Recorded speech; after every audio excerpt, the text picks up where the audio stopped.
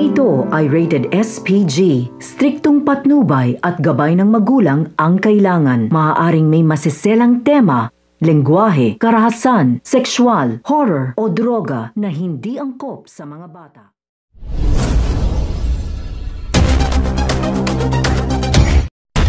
Sa muling ang pagkikita-kita nila Oscar Hidalgo at ang buong Task Force Aguila, lalo na nga nito ni Cardo, Lolo Delfin at General Oligario, ay makikita nga natin ang bigat sa kanilang loob kung saan niya ay tinulungan pa nga rin nila itong si President Oscar Hidalgo kahit na nga malaki ang atraso nito sa kanila.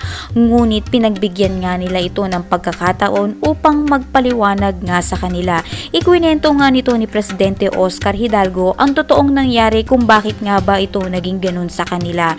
Nalaman nga nila ang katotohanan kung saan niya ay pinatulog nga siya ng matagal at dito itinago ng matagal na panahon upang sa gayon niya ay sila nga ang maghari at magkontrol sa buong palasyo at sa taong bayan.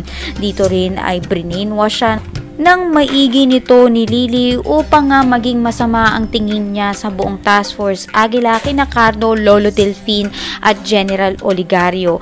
Kaya naman dito, inaamin niya na nagkamali nga siya sa pagkakakilala dito dahil hindi naman niya ginusto nga ito at ginawa nga lang ito nila Lily, Padua at Renato upang gawing masama ang Task Force Aguila.